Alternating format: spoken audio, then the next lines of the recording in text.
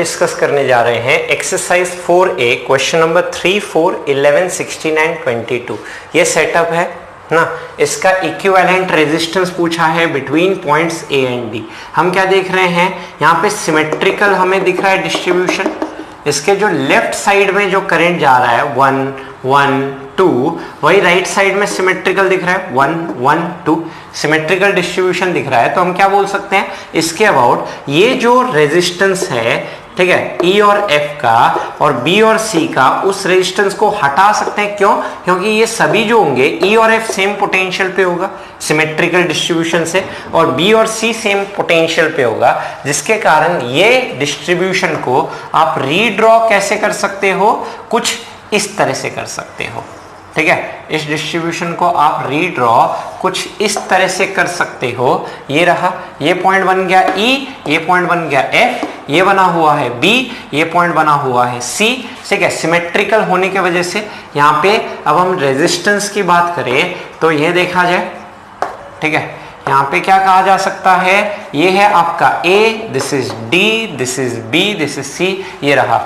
क्योंकि यहाँ पे सिमेट्रिकल होने की वजह से जितना पोटेंशियल यहाँ जाएगा उतना यहाँ जाएगा, मतलब दोनों का पोटेंशियल सेम, यहाँ दोनों का पोटेंशियल सेम। पोटेंशियल सेम होगा, कोई करंट फ्लो नहीं करेगा, तो उस रेजिस्टेंस को हटा दीजिए। अब ये सिंपल सा सीरीज पैरेलल का क्वेश्चन हो गया। यहाँ पे क्या है 1 1 2, ये 1 ये 1 ये 2, उसी तरह से दिस इज 1 2 1 और ये बीच में पड़ा हुआ है 2। हमसे A और D के बीच पूछा है। अब ये क्वेश्चन बन जाएगा, हम क्या कर सकते हैं, ये आपका किसमें है, सीरीज में 1 1 2 का सीरीज हो गया 4, और उसी तरह से ये 1 1 2 का कितना हो गया 4। तो हम क्या बोल सकते हैं, इस 2 ओम के इस साइड में कितना रेजिस्टेंस है 4, उसी तरह इस साइड में कितना रेजिस्टेंस है 4। ये पॉइंट बना A और D, इनका इक्विवेलेंट रेजिस्टेंस का फॉर्मूला क्या बन के आएगा, 1/R इक्विवेलेंट बराबर 1/4 1/2 1/4, ये निकल के आया divided by 4, 1 + 2 + 1 which is 4/4 which is equal to 1। तो इक्विवेलेंट रेजिस्टेंस कितना लिखा जा सकता है, इज इक्वल टू 1 ओम करके। ये आया A और D के बीच का इक्विवेलेंट रेजिस्टेंस। ये था क्वेश्चन नंबर 3 का सॉल्यूशन। यहाँ तक से क्वेश्चन नंबर 4। क्वेश्चन नंबर 4 एक स्टार लाइक नेटवर्क है, सबका रेजिस्टेंस 1 ओम है सभी वायर्स के अक्रॉस। पूछा है equivalent resistance across A and B। अब मैं क्या बोल सकता हूँ, ये जो आपका सेक्शन है, इस सेक्शन को आप हटा सकते हो। ठीक है, यहाँ पे करंट कोई डिवाइड नहीं होगा। ठीक है, तो ये एक वायर सिंपल क्या हो गया, अब ये देखो, ये 1 ओम, ये 1 ओम करके ये कितना आया आपका 2 ओम। उसी तरह से ये 1 ओम, ये 1 ओम, ये आया आपके पास 2 ओम। यहाँ पे भी ये 1 ओम, ये 1 ओम करके ये मेरे पास निकल के आया 2 ओम। इसी तरह से ये भी बोल सकता हूँ 1 ओम करके 2 ओम, ये भी 2 ओम। यहाँ पे भी आपका इसका हो गया 2 ओम, ये 2 ओम है ना, ये 2 ओम। तो ये पूरा नेटवर्क को हम कैसे बना सकते हैं, कुछ इस तरह से बना सकते हैं। इस A और B के बीच में यहाँ पे ये 1 ओम था, ये 1 ओम था, तो यहाँ पे कितना हो गया 2 ओम हो गया। ठीक है, उसके बाद बोल सकते हैं यहाँ पे आपका 2 ओम पड़ा हुआ है, यहाँ पे पड़ा हुआ है 2 ओम, और उसके बाद ये पड़ा हुआ है 1 ओम। ठीक है, ये पड़ा हुआ है 1 ओम। उसके बाद क्या बोल सकता हूं, यहां पे पड़ा हुआ है 1 ओम, है ना। अब इसके ऊपर में ये पड़ा हुआ है 2 ओम, उसके बाद नीचे पड़ा हुआ है यहाँ पे 2 ओम। फिर हम क्या ड्रॉ कर सकते हैं, यहाँ पे फिर 2 ओम पड़ा हुआ है। ठीक है, यहाँ पे पड़ा हुआ है 2 ओम, और ये पड़ा हुआ है हमारे पास 1 ओम करके। उसी तरह से यहां ड्रॉ करने जाऊं तो ये पड़ा हुआ है हमारे पास 2 ओम, उसके पास ये पड़ा हुआ है 1 ओम। फिर यहां पे अगर देखा जाए तो ये पड़ा हुआ है 1 ओम, ऊपर पड़ा हुआ है 2 ओम, और फिर नीचे भी पड़ा हुआ है 2 ओम। उसके बाद यहां पे आते हैं, ये पड़ा हुआ है हमारे पास 1 ओम, और फिर यहां पड़ा हुआ है 2 ओम का। अब मैं क्या देख सकता हूं, ये 2 और 1, ये 2 और 1, ये 2 2 1 है ना। ये आपके कैसा सेटवर्क बन जाएगा, इस A और B पॉइंट के अक्रॉस हम देख सकते हैं 2 और 1 का यहाँ आ गया 2/3, यहाँ पे आ गया 2/3, और ये आपका 1/2 1/2 एंड 1 करने जाऊंगा तो ये कितना हुआ 1 + 1 2, तो ये 1/r इक्विवेलेंट था, तो 1/r इक्विवेलेंट इतना आया, तो r इक्विवेलेंट की वैल्यू कितनी हो गई मेरे पास 1/2 हो गया, तो इसका 1/2, इसका पूरे का 1/2, ये 2/3, ये 2/3, ये तीनों सीरीज में, तो क्या लिख सकता हूं 1/2 + 2/3 + 2/3 = 4/3 + 1/2। तो यहाँ पे एलसीएम लिया जाए 6, ये है 3, ये है 8, ये आया 11/6, तो ऊपर वाला पूरा सेटअप आ गया 11/6 का, दिस इज 11/6। उसी तरह से नीचे वाला पूरा सेटअप आ गया 11/6 का, और बीच में पड़ा हुआ है आपका 2 ओम का, ये ए और बी के अक्रॉस, यहां से इन दो पॉइंट के अक्रॉस इक्विवेलेंट रेजिस्टेंस क्या लिखा जा सकता है = है ना 6/11 प्लस फिर बना हुआ है 6/11 प्लस 1/2। अब एलसीएम लो, एलसीएम आया 22, this is 12, this is 12, this is 11, कितना हो गया 24 + 11 35 डिवाइडेड बाय 22, ये 1/r इक्विवेलेंट। यहां से हम क्या बोल सकते हैं इक्विवेलेंट रेजिस्टेंस जो है वो मेरा कितना हो गया = 22 डिवाइडेड बाय क्या बन के आया 35 ओम करके, दैट्स इट योर आंसर। तो ये है equivalent resistance between 2 points A and B.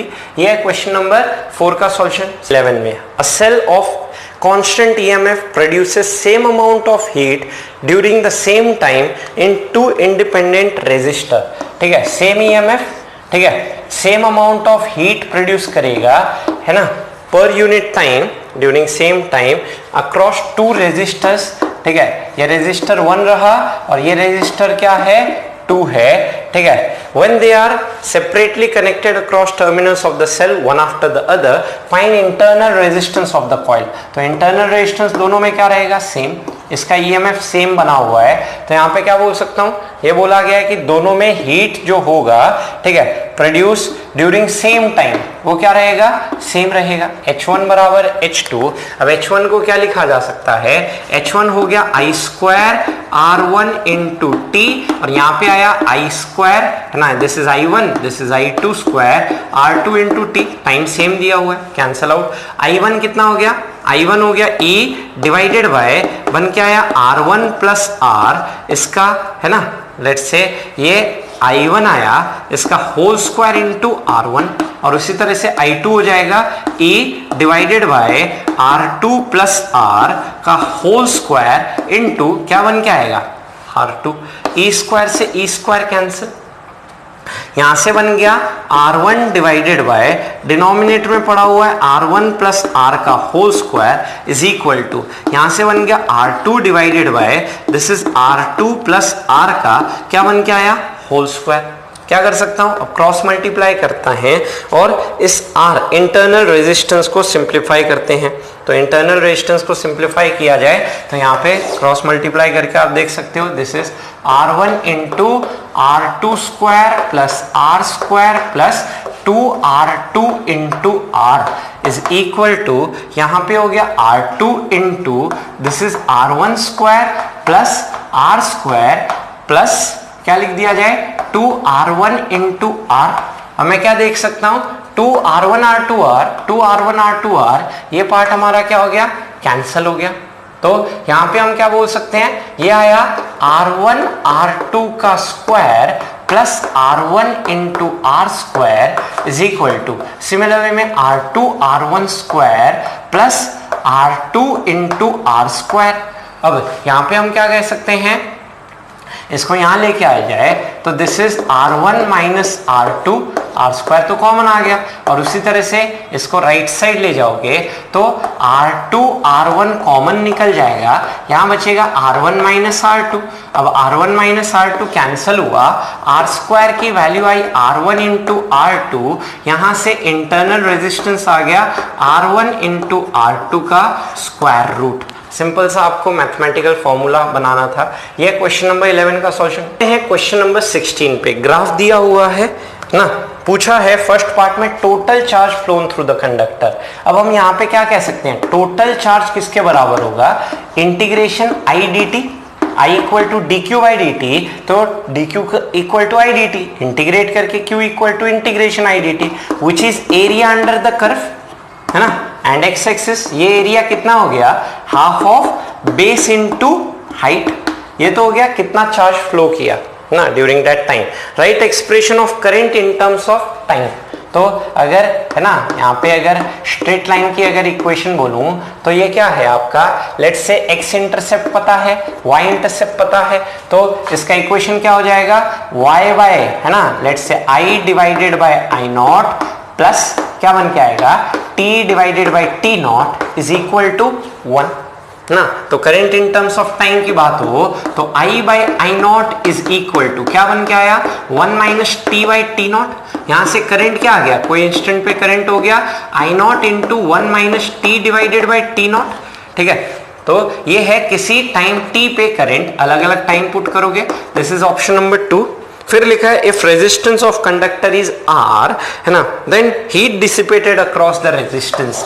ठीक है, तो लेट्स से रेजिस्टेंस अगर आ रहे हैं तो कितना हीट डिसिपेट होगा, तो DH इज इक्वल टू है ना क्या लिख सकते हैं, I स्क्वायर R इंटू क्या लिख दिया जाए DT, और जो करंट फ्लो कर रहा है वो कितने टाइम के लिए फ्लो कर रहा है, 0 से t नॉट टाइम के लिए फ्लो कर रहा है। और यहाँ पे जो करंट है ये रहा अपना इक्वेशन, तो यहाँ से टोटल हीट कितनी हो जाएगी, तो R तो बाहर आ गया, अब इसका स्क्वायर करूंगा तो ये हो गया i naught square into 1 minus t divided by T naught का क्या लिख दिया जाए, whole square into d t, time limit 0 से टी नॉट। इसको इंटीग्रेट करके अपना रिजल्ट आया R इंटू आई नॉट का स्क्वायर।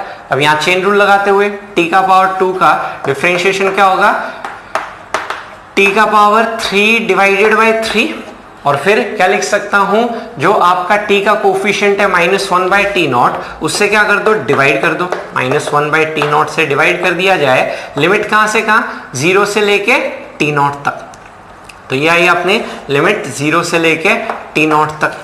तो अगर यहाँ पे हम बात करने जाएं h इक्वल टू ये आपका टी नॉट ऊपर आया तो ये हो गया minus are I naught square divided by 3 into T not, और यहाँ पे लिमिट रखूंगा तो T not by T not क्या हो गया, 0 हो गया, ये तो 1 आएगा, 1 माइनस 1 0, फिर लोअर लिमिट रखूंगा 0 तो ये हो जाएगा 1, यहाँ पे माइनस माइनस प्लस हुआ तो यहाँ पे रिलेशन आ गया अपना are I naught square into T not divided by 3, इतना हीट डिसिपेट हुआ। ये है मेरा थर्ड पार्ट का सॉल्यूशन, थोड़ा इंटीग्रेशन करना है। तो ये क्वेश्चन नंबर 22 में मुझे कुछ इस तरह से बैटरी कनेक्टेड करके दिया हुआ है ना। अब यहाँ पे आपको क्या क्वेश्चन में गिवन है, यहाँ लिखा है 324 आइडेंटिकल गैल्वानिक सेल्स। तो इस तरह से 324 टोटल सेल्स हैं जो इस रेजिस्टेंस R के अक्रॉस कनेक्ट करनी है इन मिक्स्ड ग्रुपिंग। अब लिखा क्या है कि each of internal resistance 9 ohm, external resistance R है और सभी का इंटरनल रेजिस्टेंस कितना है, 9 ओम। इन सभी का इंटरनल रेजिस्टेंस गिवन है 9 ओम।